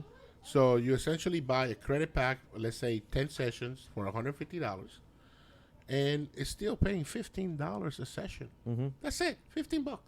Yeah. You know? And the cool part about it is, if you think about it, $60, right? Some of you pay more in a cable bill, on an internet bill, on your cell phone than $60 a month. And, you know, cell phones and cable and all this part of it, essential part of our lives, but we don't spend enough time taking care of our bodies. Yeah. Because who cares about the internet? Who cares about the cell phone if your body's not doing well? So I think this is just think of it as an investment in yourself. You might not see the results right away. Some of the modalities looks like you will see them right away. But if from what I'm hearing, Most of these this is modalities, you feel it right away. Yeah. You're going to walk in, you're going to have a rush of endorphins, you're going to walk out feeling excellent. And you know what? If you don't feel great after you do any of the modalities, don't pay me. Don't. Yeah. You don't have, you know what? I give it even better. Come down, try cryotherapy free of charge. Come on in, get in the chamber, spend 3 minutes, and when you come If you out, can't. you're going to love it, you're going to get addicted. So, you know what? It's like that first hit of crack. I know you all know what I'm talking about. So no, I've done the cryotherapy myself, I've done and I it as can well. and I can say it is not a placebo effect. For the next, up to 8 hours, you feel amazing. I I've did done the cryo. I did a 5-minute cryo session right around 7:00 before I came here, and look how full of energy. Actually, that might have been the cocaine in the coffee, but no, I feeling amazing, Yeah. amazing. You've tried some of the things, right? More than Yes. more than I've only done the cryo. I've done the cryo What have only you as well. done? I've done the cryo, salt room, infrared sauna, red light therapy, and compression. Holy cow! What can you go through each? Go through. I I'm want you- lacking. Yeah, I know, right? We haven't gone enough. Go through each one and their different experiences. Okay, so the cryo, it's not what I expected. Like, I was terrified to go in, first of all. But, like, when you go in there, I was actually talking to you about it yesterday, how I was saying, like, when I was in there, like, it just makes you feel, like, so powerful. And I feel like, I don't know how to explain it. Like, it's like a I mental shiver thing. like a little mouse. Like, oh, I want No, to get out of to here. me, it was like a mental thing. Like, if I can be in this cold-ass thing for 3 minutes, yeah, I can yeah, do yeah. anything. Like, that was 100%. my mental thing about it. But I really enjoyed it. I You're want to gonna go back try to the do cold that. plunge next, right? I Hell put- yeah. I want I to do wanna that. try I it. want to do that for sure. Of But then course, every you're time from I- Siberia. Yeah. But then no problem, Conrad. you forgot he at a minute and like 15 seconds. No, he 2 al- minutes. 2 minutes. No, but you were 15 trying to seconds. get out after a was. minute and 15 seconds. Yeah. He literally stepped out and we're like, no, get You back gotta- in, like, get close back the in. door. There is a fight or flight sensation that you get when you're in there. Well, Yeah. it's And not. you just have to get past that. Your heart rate is gonna go up. And you're gonna ask yourself, what the hell am I doing in here? This is insane. Your body's never felt this type of cold. Well, see, to me, it wasn't that I wanted to get out. The problem was I was getting headaches. Because, as you all guys know, I'm bald. I don't have anything that gives me the vacuum over my head. And I just got out of jiu-jitsu. My head was beanies. wet. I got beanies now. So Yeah. we got you next So time. there we go. Dog, So now that he 3 has minutes, beanies, baby. I'm Let's do it. yeah, I'm going there for 5. Hell yeah. Ooh, So you big did the words. You did the cryo. What was the next thing you did? The salt room. That was actually the first one that I did. The salt room. So the salt room is what you were calling The Halo halo. therapy. halo therapy. Halo therapy. That one was cool. Shout You out literally- to the Soul Chamber Inc. for giving me my Halo generator. Thank you guys. Well, I had to pay for it. They didn't give me shit. Anyways, that one, it's cool because you just sit in a room. I did it with Damaris. Like, we just sat there talking, hanging out, and, like, while you're doing it, you're like, oh, this is normal, like, just sitting in a room. I mean, you start to taste salt. Like, everything is salty. I tried vaping in there. It's like, Yeah, everything is salty. Like, if you lick your lips, it's salty. But I feel like, I want to say, like, maybe an hour after you do it, or at least me personally, is when I started to feel the difference. Like, I was like, oh my God, I can breathe because I have really bad allergies. So And now that asthma, pollen like you were season talking about. started, like, as soon Which- as I walked out, I was like, I mean, like, after a while, I was like, wait, I can breathe. And I want to say, for like 2 or 3 days, I noticed a difference. yeah, that's great. And we So- all know you guys gonna scroll on Instagram anyway at home. While you're scrolling on your couch, sit in a salt room and scroll through the same Instagram. You know what I mean? Once you're there, you Or scroll through can your scroll Instagram. through on your phone in 30 any minutes, Other that's thing all that it I tried takes. except That's for all the you need, cryo. 30 I minutes. thought You that don't was need an hour. so smart when you initially told me that you were gonna do it in like a subscription service style, and I was like, wow, that's so smart, appealing to everything subscription. But then it made more sense when you put it in the sense of how you said, oh well, it should be as easy to access this as it is to go and work out, and just how you pay for a subscription at the gym, Yeah. you can pay a subscription here By the way, and recover. no Makes a lot of sense. no commitment. Cancel anytime. If you're going somewhere, you can pause your membership, and also we have credits that roll over. That was the thing that pissed me off the most. I'm not going to mention names, but I was a member of another recovery studio before I had mine. And if you don't use your credits, they just take them. They just stake your money. They take it. So They- if they you go pay, away. is this? Let me ask to clear. You are paying for your 4 tickets a month, right? And then I don't use one from last month. I can use it this month. Is that what you're talking about? Yeah. Yeah. Okay, They I roll like over. that. That's even cooler, bro. smart as Yeah, shit. That's- it says on here it rolls over for 90 That's why I'm days. saying, like, That's really cool. if up to me, I would probably get the plus. The reason I would get the plus is because it gives you 8 credits, which means in a month you have 2 sessions. Come twice per a week, which is perfect. twice a week you come there, and then if you don't use anything, it's gonna roll over to By the next way, month. we added something called same day add-on. Mm-hmm. Let's say you just come in, you do a cryotherapy session. You feel great, and you feel like you want to do something else, but you don't want to use your credit. If the modality is available, nothing's booked, then you can hop in there for $10. Oh, nice. Yeah, so you know what? I just got done with my infrared sauna. I want to do a red light therapy session. You know what? Here's $10. Get on there. It's empty. Somebody, I should mention Brian Dyer, he said, it costs you the same amount of money to keep the machine full or to keep it empty. Mm-hmm. Same. It costs me the same. So if I can help somebody, go ahead, use it. $10. Now you don't have to use your credit. That's And cheaper than lunch, Yeah. and you actually come out feeling much better than you just So ate the lunch. why not stock 3 things? By the way, Superhuman protocol, 1 credit. It's a No 30-minute kidding. session. All 3 things, 1 credit. Wow. I know. What were the other things you said? Because it wasn't only the halo therapy that you did. You did some other things. too. I Infrared. did the infrared sauna. That one was pretty cool too because like I was dripping in sweat when I came out. Like everything was dripping, but I wasn't hot. Like I mean the room is like warm, you feel hot, but it's not like the other sauna that I'm like, "Oh my god, I can't handle this." The difference between a Like- dry sauna and an infrared sauna is a dry sauna heats the air around you. And it makes it very hard to breathe. The air burns your lungs. Yeah, it burned your nose and everything. It's 170, 180 degrees in there. You can barely stand it. Yeah. And you can stay there long enough to get the benefits. So, okay, you went in there, you suffer for 20 minutes, and then what? You didn't stay there long enough, right? You need at least 30 minutes in there. So, what the infrared sauna does, it uses infrared radiation to heat your body up, not the air around you. Yes, it's hot in there. It's normally 140, 150 degrees, but it's a lot cooler than the dry sauna. So therefore, you can spend more time there. You can sweat more. You can detoxify. And I can tell you from personal experience going to saunas when I was younger, because saunas are pretty big back home. It takes time for you to get used to higher temperatures. When you do start going to saunas at first, they don't allow you to raise the temperature high because people pass out in actual saunas, right? That's why when you go to the sauna at your gym, it seems like, oh, you're sweating in 10 minutes. But in reality, that temperature that they have, it doesn't really do much, right? It's pretty much the same sweating as you would go out in summertime and walk for 5 minutes, right? Like it doesn't do much. But what he's talking about is completely different. It actually mimics an actual sauna that helps you sweat and detoxify. So that's the difference between. Yeah, I remember when because I helped Randy work on the salt room and stuff, and we're part of that goes into the infrared sauna room, and I was wondering, like I remember somebody turned it on to use it while we were working.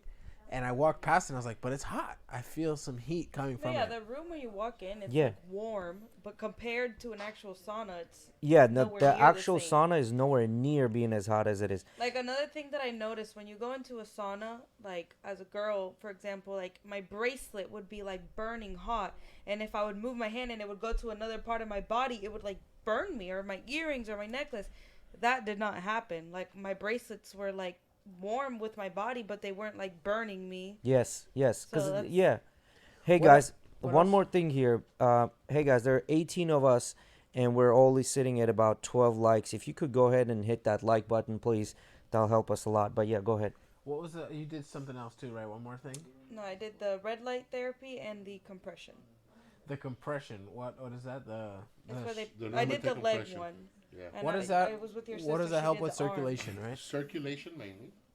It uses compressed air. We have legs, hips, or arms. Hips are great. Legs are awesome. The arms are good. Lynette did that one, and it's funny. Hurt, puppy. You know. Lynette did that one, and it's funny because when it blows up, her arms would go up, and then it would go back down.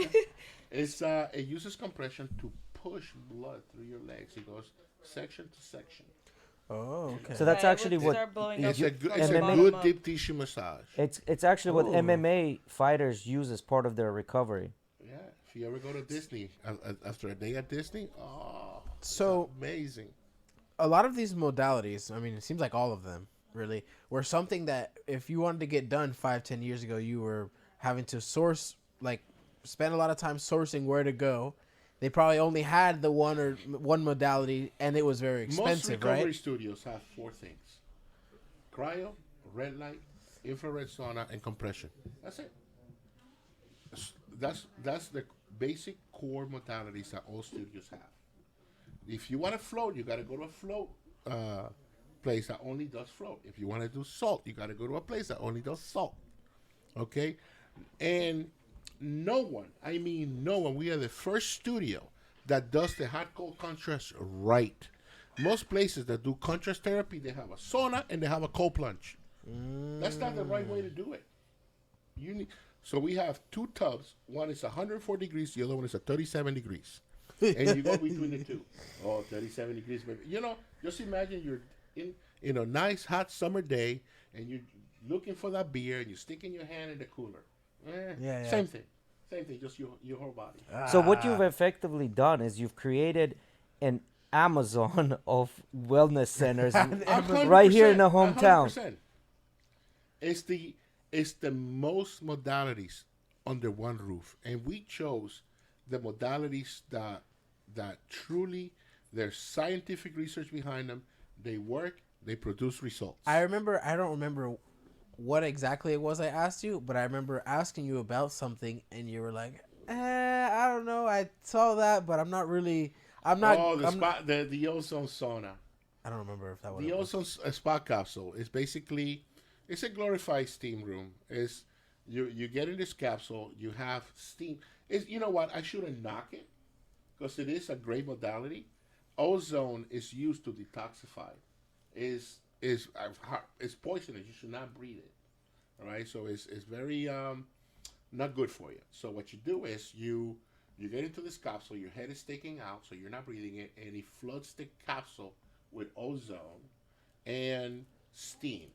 And then as an added bonus, you have a water massage while you're in there, and also chromotherapy. You know, for your I don't. chakra. Yeah, I don't remember if it was exactly that. I can't remember what it was. It might have been that I asked you about. But I remember you specified. I'm only doing things that really work. I Yeah, the only one doing you things asked him that was something that he work doesn't that have. have proven to provide results, and to give you the best ROI for your health. IR, what Big- is that? Return on investment. Return. ROI. Mm-hmm. So no, it makes total sense. And now I want you to talk about, if you want to talk about this, you can. A little bit more about the future plans with the gym. If you want to reveal that, that's fine. If not, we'll leave it at this. What? I was reading. Oh yeah. He was talking to I was reading the comments. So I want you I to, love that. if you want to reveal some plans, future plans with the gym, if you want to do that, that's fine. If no, we can just leave it at that. Oh, the I'm gym. so excited. Yeah, we're bringing in a I'm more UFC gym. I'm so excited for Yeah. this. So Yeah. basically, guys, I'm pretty excited. So I want to talk about it. So the gym is gonna open up just up the road from We the don't know modalities. yet. We don't have a lease yet. Yeah. We're still trying to hunt. We put in our Okay. LOI, a letter of intent, and we're trying to secure the premises. Once we sign a lease, it takes about 6 months to build it. Mm-hmm. So we're bringing a UFC gym. UFC. Mm-hmm. We're bringing a UFC gym to this area. And basically, if you, it makes total sense. It's 100. You got a couple of subscription models. You pay $29 a month, and you use the gym just like any other gym. Say again. That last one. $29 a month, and you can use the gym just like any other gym. Or you pay $100 a month, and then you get boxing lessons, Muay Thai lessons, Jiu-jitsu, judo, wrestling. jiu-jitsu, and then you can train like a fighter. Most jiu-jitsu schools are $150 a month. and you don't get access to a gym. I remember you don't get access to a freaking locker room. I remember, now you're gonna have a locker room. You're gonna have showers. You know. I remember when I did MMA, going to a mixed martial arts gym, it was like 120 or 160 a month, and it wasn't the same thing like you're talking about. You didn't have access to all the different classes as well. It's like, well, they set you with one thing. So the cool part about this, what I'm trying to point out, if the location that he's talking about gets accepted, this location is literally like 5 minutes away from Vitality. Literally it's 5 a mile minutes and a away. half, mile and a half. You finish your workouts and then you hop onto Vitality, get it all done all at once within an hour and a half, and you're at home. Hour and a half, 2 hours, whatever it takes for you. And I know some of you go to the gym and spend 2 hours. You should not recover the same day. Well, it's something you work that out one people day, are gonna you have to recover the next day. Yeah. You want to let your muscles, you want to let your body recover. Because if you jump in the cold right after a workout, you basically negate all the workout that you. What if you do it before and then go to workout? You can cold before a workout. Amazing. There you go. So you go to Vitality, you get all that stuff That's- done before, and then go to the workout. 30-minute difference. I mean, we talked about this one time. I heard Joe Rogan talking about how he changed. He used to do the cold plunge afterwards because he has a cold plunge at his gym and stuff. You gotta do it before. And now he switched to doing it before. Yeah.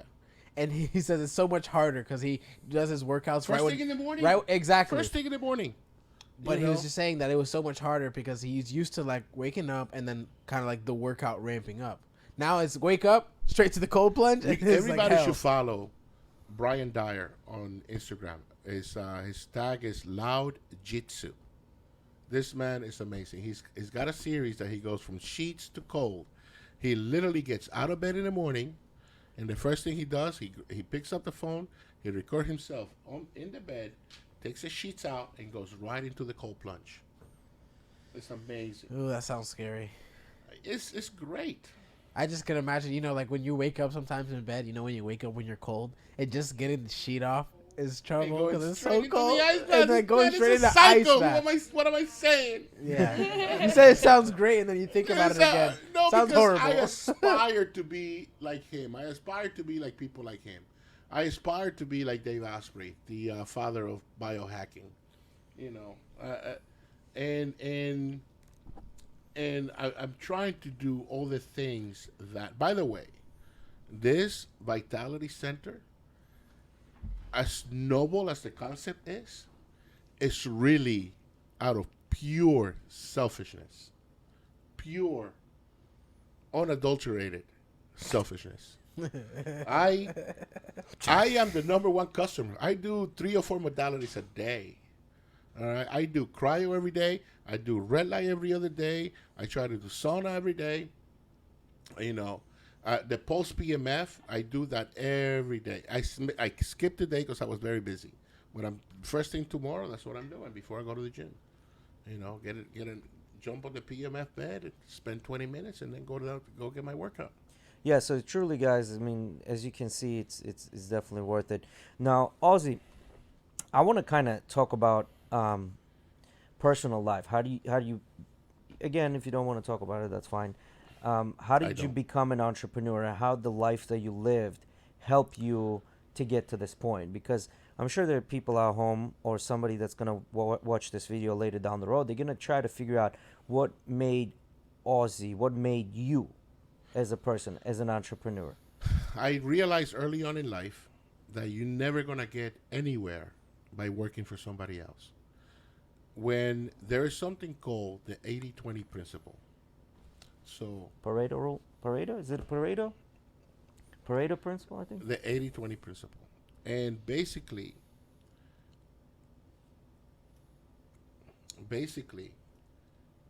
I decided early on that I did not work for anybody. And I had to work for myself, and 100% of my efforts were going to come to me. So it's not easy. It was a long, very hard road. And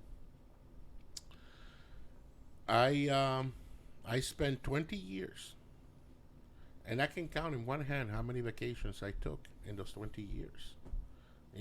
Didn't go anywhere. It was just homework and raising my family. Now it's every 2 months. I wish. We're going to California very soon. Yeah, I'm going to that one too. So We need to go to CryoCon. Who's down to go to CryoCon? yeah, I'm down for that. Yeah, it's March. It's not this weekend. The following weekend in Texas, in Dallas. Following weekend. Yeah. Oh shit! I spoke too soon. But yeah, so my understanding is like all these trials and tribulations that you went through life made you who you are today. Yes. Do you think you would be in the same place if you didn't have to go through all these hard times? No, we all need hardship in our lives. You need hardship. If everything was given to you, Yeah, no, you have to take it. Nothing is given. You have to take it. You have to want it. And you have to have the desire, the drive for the grind. It really is. Get up in the morning and go grind. Nobody tells you get up out of bed. Nobody tells you go to work. You have to make that decision for yourself, and you have to go and do it. If you don't do it, it's not going to come. There are books out there that say, you know what, you have to visualize it. You have to want it. Yes, but you need action, visualization, and the desire is not enough. You have to take action. And every day you have to set goals. And every day you have to work on making those goals a reality. Every day that goes by, you have to say, what can I do today to get closer to my goals? And first of all, set realistic goals. Don't say, I used to say I want to be a millionaire by the time I'm 30. That was not realistic. And I was out smoking pot and freaking and partying and hanging out. It was never going to happen. But once I became a father, I was 28 years old. I started seeing the world a little bit different. And How old were you when you became a father? 28. Yeah. And also, mushrooms help too. 100%. Because you start seeing things differently. yeah, this is not to promote mushrooms, okay? Let's promote his journey that he came through. So It's a search for self-awareness and viewing things through a different light, viewing things in a different way. I remember one day, because I've kept hearing a lot of people, especially after hearing Mike Tyson talk about all his psychedelic experience, stuff like that. Ooh. But anyways, like a lot of people, coming out and saying how mushrooms help with this, or they microdose every day and this and that. And microdosing is great, and I can't wait for those people in Washington to get their sticks up their ass and make that stuff illegal, so they can start doing scientific studies and start providing as therapeutic remedies for people. Yes. There is a lot of research that backs how psychedelics help a lot with mental illness across that whole broad Not spectrum. from the United States, because it's illegal here. And it's Unless it's you go a to Oregon. Schedule 1 substance, just like fucking heroin.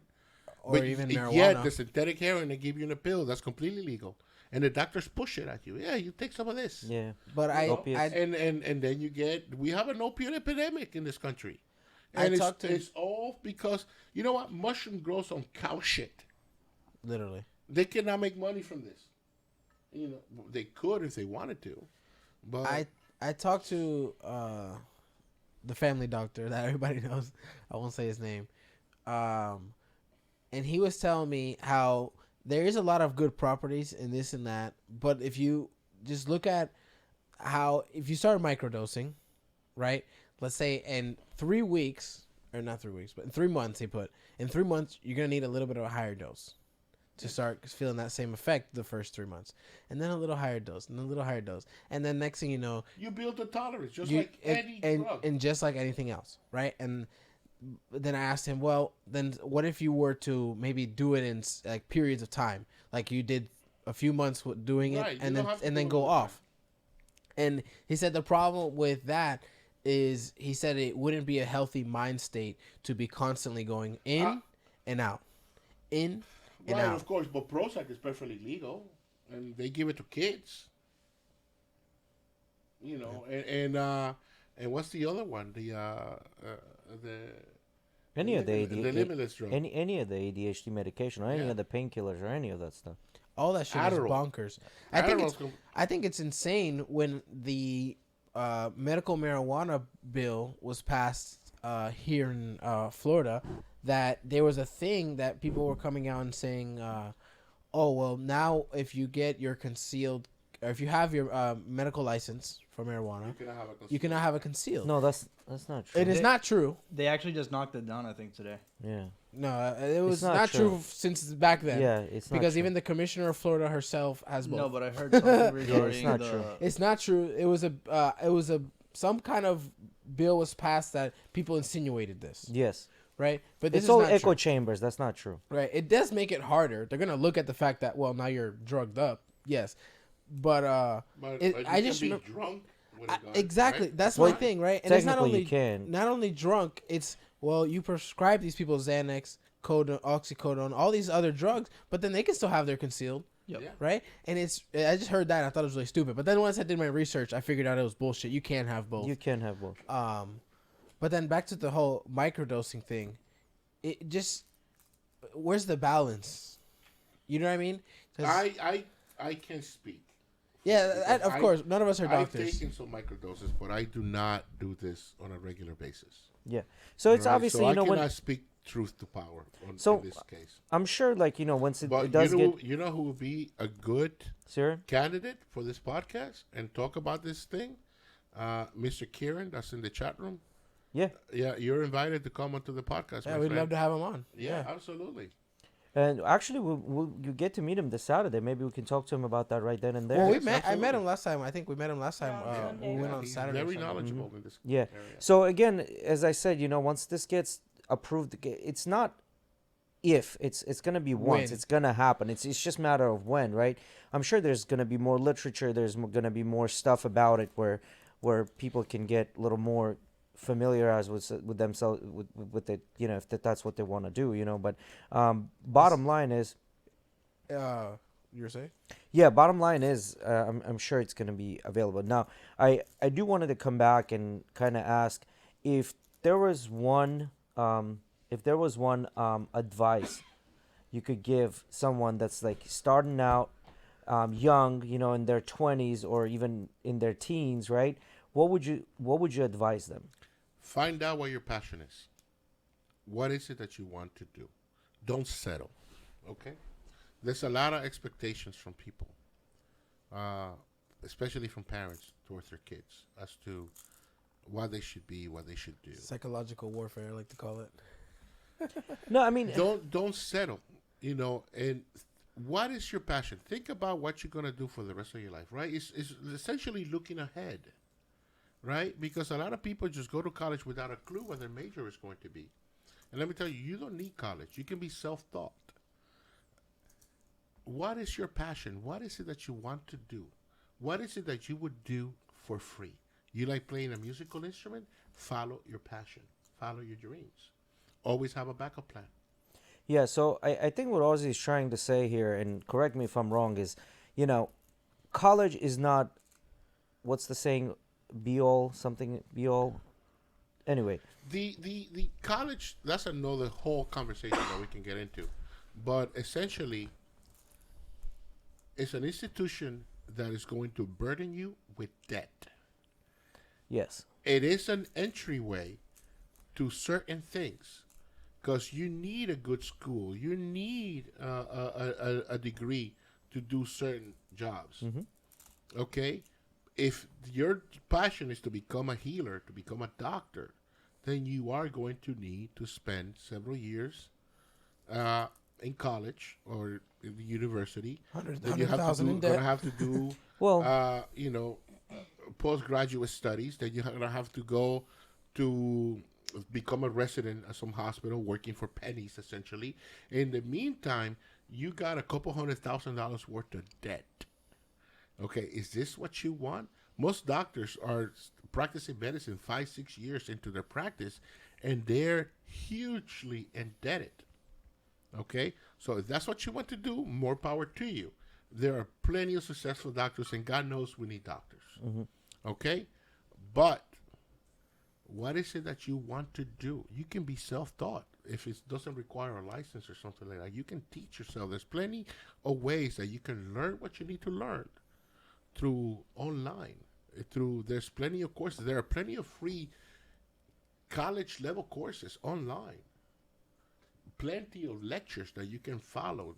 Plenty of things that you can do to teach yourself. I taught myself how to work on a car, right?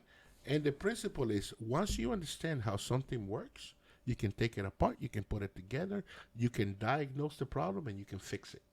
Okay? Nobody taught me this. You know who taught me? A manual. I came up across a problem. I study. Okay, this is what it's supposed to do. This is what it's not doing. How do we get it to do what it's supposed to do? You read how the system works. You understand it. Once you understand it, you can fix it. Once you can speak its language, you can talk to it and you can say, okay, papito, here. Sana, colito de rana. So I guess what he's saying is, as an average person, you can go to college. It's an easy way.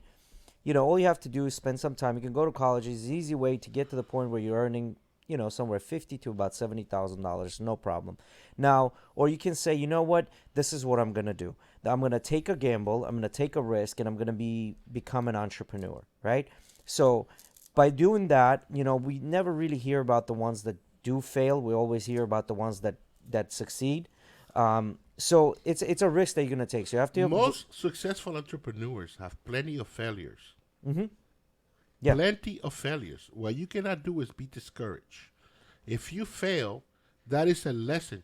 You just literally got a free lesson on what not to do next time. Yeah. Yeah. Okay? No, I agree with what you're saying. So basically what it is, I'm going to take a risk. If it doesn't work out, it's a failure. I'm going to learn the lesson. But if it works out, I'm going to be successful, right? And I think as a young person, when you're in your teens and, early 20s and you're having that psychological warfare with your parents, all you have to do is sit down and say, listen, I can go to college and spend my next 4 years or 5 years doing this, which I don't necessarily like or want to do, right? Or I can do this. Don't just sit down and say, I'm going to do this. Let's just randomly talk about making cups, right? So you want to open a business of printing cups or T-shirts or this and that. Don't just say that you want to do print cups and T-shirts. Sit down to your parents and tell them, listen, this is my plan. I'm going to dedicate this much time to this, and this is what I'm going to do. Give them an actual plan of what you're going to do, because at the end of the day, your parents want to see you have some sort of a plan and a direction. But you coming in and saying, I'm going to do this without a clue how you're going to do this, or would you thinking, they're old, they're not going to understand what I'm talking about. Sit them down and explain exactly how you're going to do it and what you're going to do. And this is your plan. 6 months, 1 year, 5 years, 10 years. This is my plan. I don't know if it's going to work. I don't know if it's not, but I'm going to try it. And this is how I'm going to do it. And I think if you frame it in that way, your parents are not going to say no. They're going to say, okay, well, let's, if they're super into an idea that you should need to go to college and do this and do that. In the meantime, challenge yourself. Do both. You're young. At this time, this is when you literally can put the effort and time into it and do just it. Explained my situation. Yeah. So this is super easy. All you have to do is just communicate. I think is have a conversation, because if anything, your parents do not want the bad for you. They want the good for you. But at the same time, they want to see that your head is in the right place. Right. That's what they're there for. So I want to add to the advice.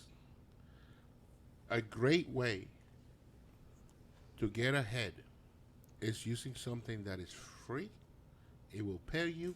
It will give you character. It will give you life lessons that are valuable beyond belief. And it's the U.S. military. Whatever branch you choose, you can't go wrong. I think in Israel, every able body of age has to do 2 years. yes, it's in the mandatory. military. It's mandatory. Even females, I think. When I went into the military as a child, okay, not ever leaving my home, not really knowing what's out there. I went into the military a boy, and I came out a man. Okay, military will pay for your school once you get out. Mm-hmm. Military will give you benefits to buy a home. Will give you benefits to do many things. Will give you health care. That's cost so much money. Okay, all by spending 4 years. You can go reserve if you want, but spend 4 years in the military. You get to travel, you get to see exotic places, you get to experience the world, and join a brotherhood of people who wear the same uniform as you and have your back. You become part of a family. And when you come out, you're going to have the backup of the United States military to push you and help you go in the right direction. You spend 4 years in the military, come out, you go in at 18, you come out at 22. Yeah, it teaches you structure for sure. It teaches you structure and discipline, which is necessary to become an entrepreneur. You need to have discipline. Okay, you cannot be successful without discipline. I was an entrepreneur. I was not an entrepreneur. I was a business owner, but I had no discipline. I was eating garbage. I was eating, just eating a burrito and working on a car with a cigarette in my mouth. I was not health conscious. Okay, but you learn from your mistakes, and hopefully, when you come to the realization of what you was doing was wrong and rectify it, it's not too late. Yeah. No, I totally agree. So anything you do, you just need to have a structure and have a clear goal, right? Just as Ozzy mentioned earlier, if you have these clear goals, like I can tell you this. Listen, I work a very demanding job throughout the day. Then I have jiu-jitsu. Then I come back home and we do the pod on the days that we have it. And the days that we don't have it, I work on the videos. All those clips you see, all those shorts you see, all those descriptions you see, we all generate these, right? Like each one of us has contributed to generating that. It's not a button that you push and it just happens. No? I wish. Okay. I wish. GPT. You know what I do? ChatGPT. I just text Jay. That's my button. Yeah. Yeah, he tries to delegate. The other day, Miggy came out and is like, "Hey, I have the description for the." He's so proud of it. I was like, "Oh, Miggy, thank you so much," but it's already done. He was so disappointed. But yeah. So all of this, we do this. We work extra. The reason I do this is number one, I like doing this. I like hanging out with friends. I like having conversations. I like laughter. I like having fun. Besides that, it breaks up my monotony. And at the same time, I'm doing something that I want to do. Are there times that I'm like, the hell with this? I just want to throw my phone out the window, throw my computer out the window. Every day is that kind of a day. But then I look at it and I say, listen, we're doing here something bigger than myself, than my friends, than everybody. Like, we're bringing content that somebody can see, use, and maybe become better by seeing what we're doing. And we're just average people. And that's why this whole podcast was created, right? The whole idea of GhettoRig was to bring you an average day people that you would never think that are successful in life, right? You don't have to be Drake. You don't have to be a best soccer player. You don't have to be best football player, but you can achieve greatness by being within your circle, right? So this was the idea of the podcast. I love this shit. Every time I go home, it's like I could be having a bad day or a long day from work, like doing shitty things or having to go clean toilets like I have to do and this and that. But when I leave here, it feels nice. I already spent enough hours listening to Rogan and Hoverman. Now I gotta listen to you. God damn it! Now you just listen to us. All right, guys. So I do have a question, and it's not a question to you, Ozzy. Orale. As a matter of fact, it's a right. question. I forgot about this shit. Yeah, it's a question to Miggy. Miggy, So I told Miggy- you better be ready, fucker. Yeah, you better be ready. So Miggy, I did not remember this. the other day, can you bring your face on camera, my friend? Yeah, so we need to see we your can face. see you. Bring him here. You want to just sit in my spot? Nah, it's all good. I'll stay No, here. he likes his little cocoon. Yeah. All right, Miggy. So the other day, I was going through old footage and I was chopping things up, creating shorts, this and that. And as a matter of fact, it was the Valentine's Day edition footage that I was going through. And we're talking about Eddie's and Emily's, how they met and what this and that. And Eddie said when Emily's friend messaged her, he asked for a photo because he wasn't going to fall for it. And then your voice from the back of the computer said, kind of like what happened to me. Yeah. So we would like to hear this story, my friend. So what happened there? Hold on. He's got to get ready and prepared. So there was. The marriage is on camera too. So there was this one Here's the time. background of Miguel. So there's this one time in school, high school, where a group of friends Oh! I'm sorry. But I know the story, so it's fucking hilarious. It just clicked. Go. I'm sorry to fuck it up. I'm sorry to ruin burst I out don't know laughing the like story. that. Now I need to Go. hear Yeah, it. it's fucking hilarious. So, group of friends, high school, we were all together, just chilling throughout the day. Every day, we were playing soccer, I think, Gladden Park. Yeah, we go to Gladden. And we were just chilling at the benches. One day, they decided to be funny and send me a message pretending they were a girl. And I remember my Hola, papi. yeah. Wait, So, they started talking to me. I went back and forth with it for quite a while. It was probably like 2 days. Yeah. I fell for it. And you were texting Eddie? No, No, so it so- wasn't so- me. It was so one what of our happened- other friends. I don't remember exactly. I think it was Richel. It was Richel, Jason, so- and Herman who were So in it. what you wearing? I remember they're Jake talking. from State Farm? I remember they're like talking like circled up about something, and I asked them what it was, and they told me, and I just fucking freaked out. And then the next day, it was like the day he figured out, and I think I asked, is Miguel coming to play soccer? Like, no, he's not coming to play with us today. I think he's mad at us. Why is he mad at it? He found out we were talking. We were that girl. How whatever. did you even find out it was them?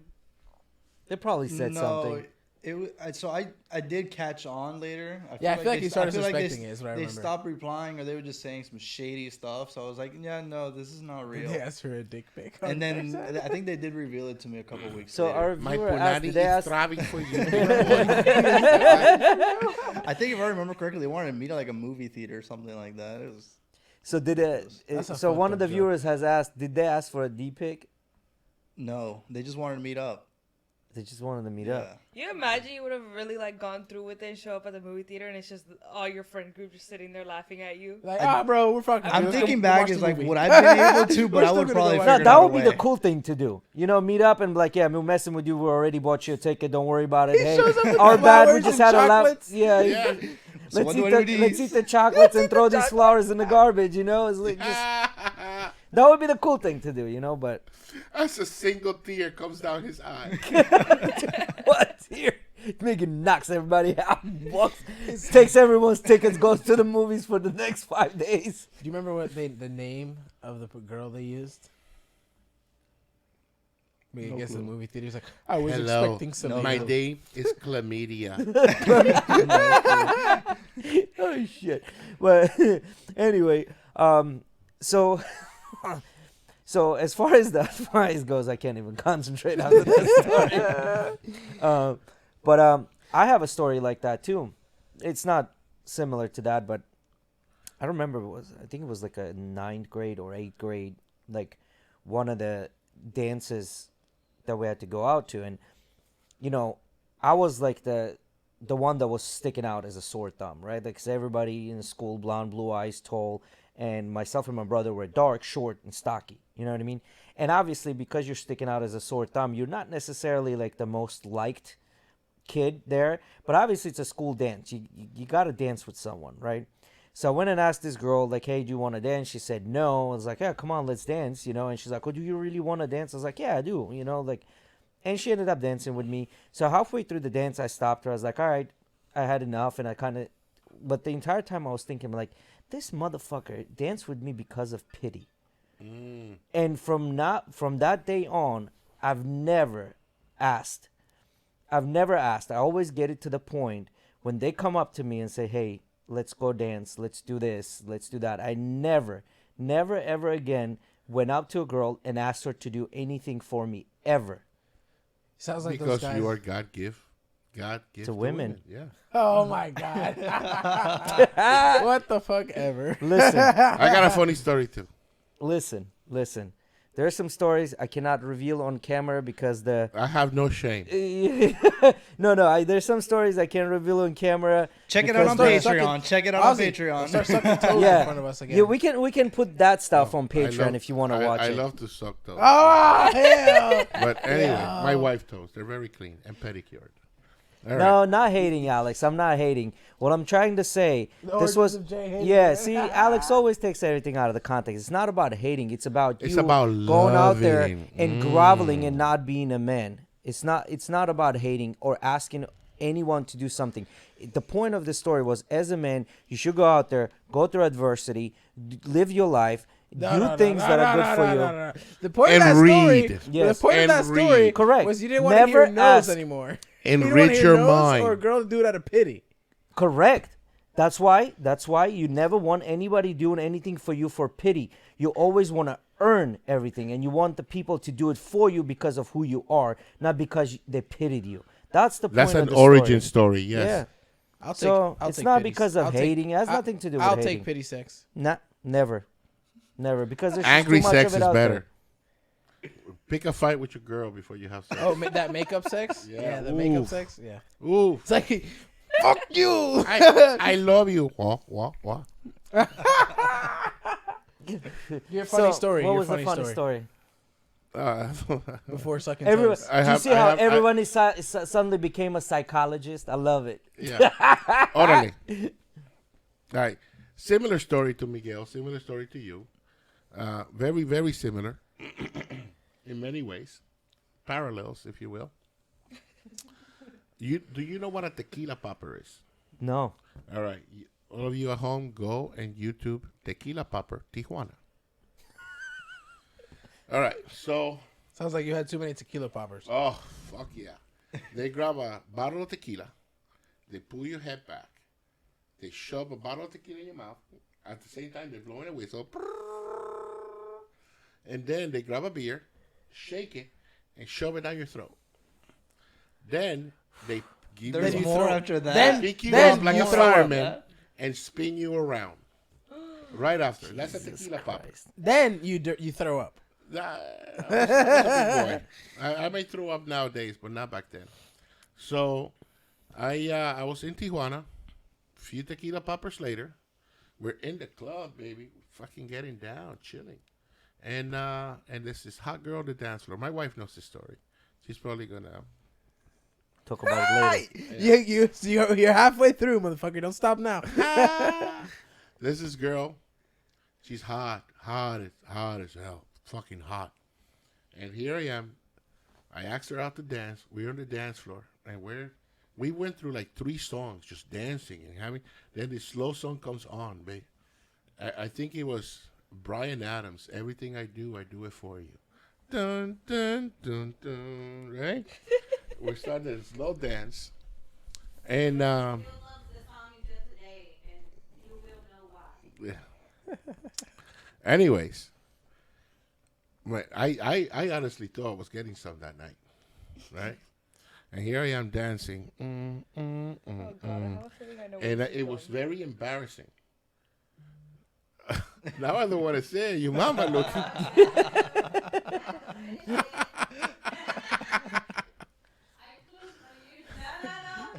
My penis started getting hard.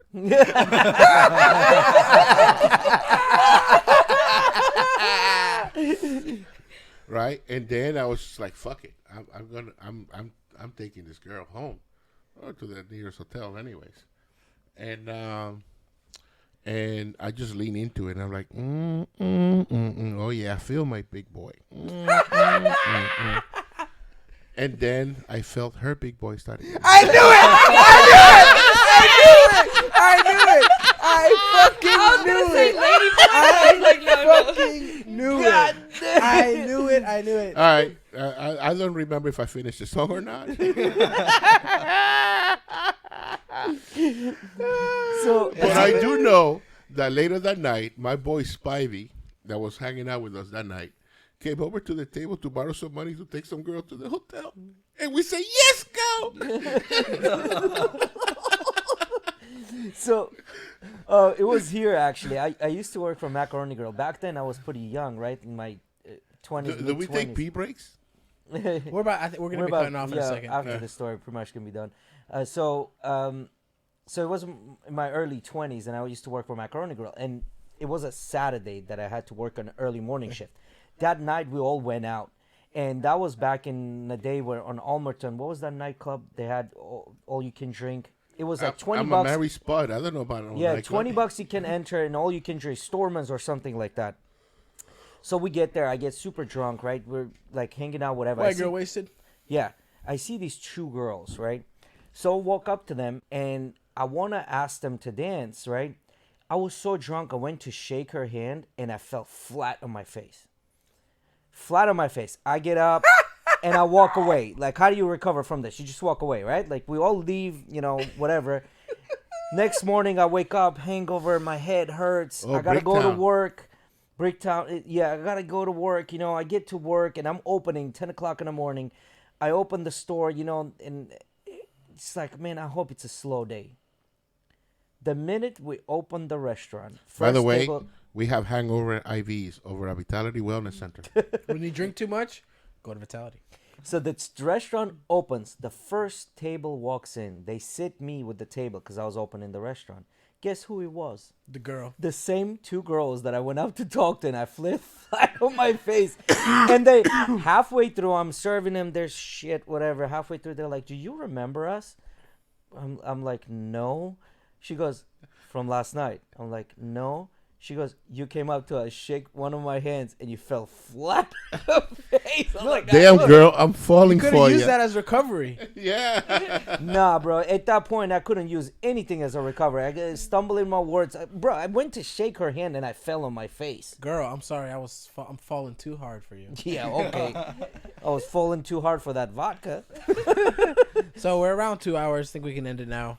All right, guys. Well, thanks for showing up again, and thank you to Ozzy for coming in and talking about Vitality. And you guys, if you are in this area, okay, if you are in this area, I would like you to do two things. I don't expect Jorge Costa to come. Yeah. He lives too far. Yeah, he needs a ticket for that to fly But in. you were telling me that, I mean, even if you're not in this area per se, like maybe 45 an hour out, to go to Vitality, you're getting way more services than you were to like go to the place that's 20 minutes from you.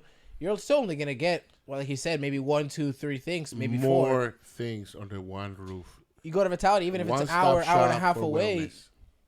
Yeah. I mean, there's nowhere else around here that has that many things. We have in-house IV cocktails. So you can come in, you want to lose weight, you want to feel revitalized, you want a Myers cocktail, you want energy, whatever you want, we have the IV cocktails for you. And this is by And all if you certified don't want- paramedics. Yeah, certified paramedic under a registered nurse, under the supervision of a doctor. And if you don't want to come into Vitality, we come to you. Right on our website, you can book for an IV, and they'll come to your house and do it in your house. Badass. Hell yeah. Badass. Yeah, so guys, I want you to do one thing. I want you to do, if you're in this area, go visit Vitality. I really want you to do that. Once you visit the Vitality, you're going to fall in love with it. And the second thing I would like you to do, and if you could please hit that like button and subscribe and share this with your friends, whether it's about the little jokes we had or whether it's about the Vitality. And again, as I said, I would like you to do that. You don't have to, but you can. But definitely go visit Ozzy, right? I want you to And do next that. time you're on Bricktown, tell them Jay sent you. Yeah. And if you still fall, falling. if you He's still fall, falling. They'll Yeah. remember him. yeah. So guys, thanks again. Episode number 18. We're going to continue doing these. Keep showing up. We're going to bring you more guests. And we've already booked to what you said, about 4 or 5 weeks ahead, right? We've got a few weeks at least. Yeah. We got people already coming Beautiful. out. All right, guys. You take droppings? Can I just come in and Yeah, hang out? anytime. anytime. You're welcome. Anytime. Anyone that comes in as a guest, you can drop in anytime. There's Yeah. no questions And asked. we have not only the 4 mics you see here, we have one more extra that we So can we can pull set out. that up as Yeah. well. Right on. Awesome. Thank you guys for coming to watch. Love. Thanks. Love you. Órale. Ciao. Good night. Goodbye, freak bitches.